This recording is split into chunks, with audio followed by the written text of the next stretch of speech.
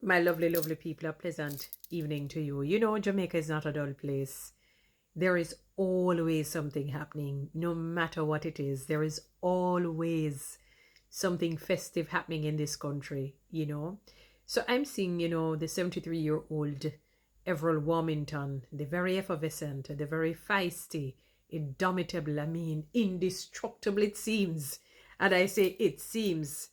Everett Warmington. He's not necessarily a fan of some, but he's a fan of many. I think he's the one that has got the highest votes. Um, I won't say necessarily the history of politics, but for quite a while, when you're watching the general election and his name is among the others, the people, the voter turnout for him is quite high in comparison to his colleagues, which is quite interesting for a very, very controversial 73-year-old man. Looks good for his age. I'd never thought he was, in his 70s as yet. Because, boy, him have the vim, the vigor, the vitality, and the energy in that mouth.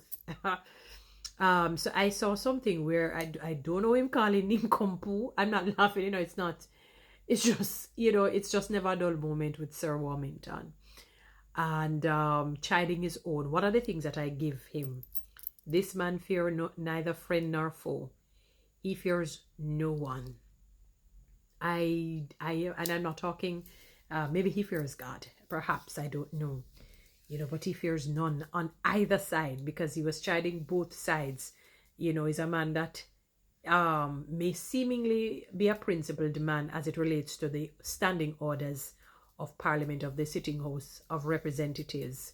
That they should follow certain rules. This is a man who is like, he seems to be timeless. He has been through several prime ministers and so on. So he sees and experienced all of what has happened, But he mentioned a point that I don't think what he said, sometimes how he says things may not necessarily be the best way, but that is his way. And listen, my people, I believe in accountability. If somebody's wrong, you hold them accountable. I'm a big supporter of that. But if they're not going to practice that with him, don't expect any change. So it makes no sense for people to be expecting any change or to get irate and antsy and upset when you hear Warmington speak, Sir Warmington. But I remember in one of the different issues that he seemed to have been having, I don't know if it was yesterday or the day before, when it was, but fairly recent times, as it relates to Orlando Terrelonge. He speaks two languages, as far as I know, English and Spanish,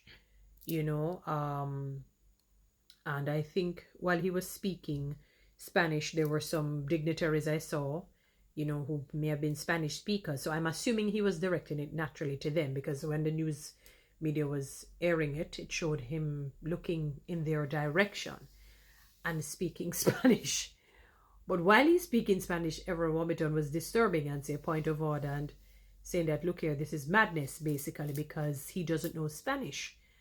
And it is not on the policy, on the orders for him to be speaking Spanish. The minister, the House Speaker, interjected and said, sir, I didn't turn on the mic, but he had asked basically permission and it was granted, so to speak. Something like that, she said. I don't remember the exact wording that she used, but, it tantamounts to him asking the permission to speak to these people in Spanish and they said, go ahead.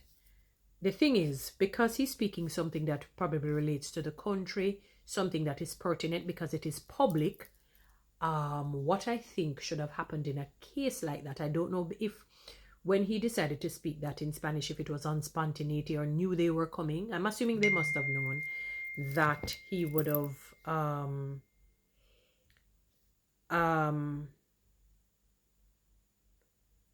yeah, sorry about that, beautiful people.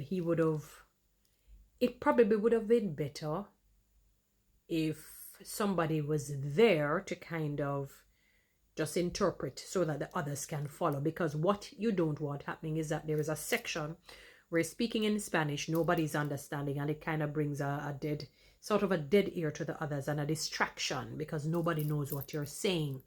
We know that it is in really, we assume, let us put it that way, we assume it is in relation to something to do with what we would want to understand, because it makes no sense that you're staying there for a moment. He's speaking in Spanish, and only the 2 or 3 men, I don't remember how many, the number of men that were there, understands, while majority of the people do not understand. So it would have been better if maybe somebody else, he may have said, you know what, I know that these dignitaries are going to be here. I want somebody to kind of just, repeat in English what I'm going to be saying to them. So it would make sense. I see where Everett Warmington is going with that particular one. I can understand, because if I were there and he's there, I said, okay, I don't know what you just said. So it leaves it very open and muddy and kind of distorted in a sense, because okay, there is this lull. He's speaking in Spanish. He could be saying some other things. We have to wait until somebody. So I can understand where Warmington is going. I mean, he made a joke. I said, well, I must go learn it and come back right now. So I think there is some point to it. So even though he had gotten the go ahead, and I mean, I like hearing it. I always said, but I need to just stop just with English and patois. I must can learn something else. Me not dog language. Me not rat or cat language. Me must can learn another language. You know what I mean? I've always been fascinated by French or Mandarin or whatnot. Not so much Spanish, but I mean Spanish, if so be it, Spanish. So I would want to, in a sense, to be honest with you, beautiful people, and this is not anything against Terrelonge. I think it's good. He's I don't remember what his post is, but something to do with foreign affairs. And I follow him and whatnot. So I don't have a problem. I would have preferred like somebody to he would have accompanied him. I don't know if he could have got the permission for that section or for that segment when he would speak.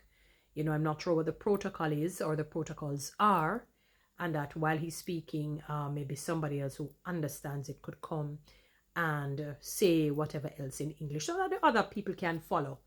I mean, even though it's directed to her, that it would make sense, because there were mostly English-speaking people there, so that everybody could follow. You know what I mean? So as I said, I don't know. So I understand where Warmington is concerned, and I don't think I would not say to you that he's my favorite human being. Yes, but I see the point that he was making. Yeah. But anyway, guys, as the saga continues, the chronicles continue. So the sitting house of Remy can't stay boring. Something have to happen. You have to have it. But I don't know what they're going to do, because Manayard retire. Who remembers Manayard days? He was an excellent winner. Oh God, I used to love to listen to Manayard with the feisty and the little comments. They were so hilarious. And now you have feisty Warmington. I don't know how they're going to manage when he eventually retires. To have somebody to keep the sitting House of Representatives alive and well. Yes, so guys, you know what to do. Read TikTok and YouTube. Subscribe. Give me one of those lions. Thank you.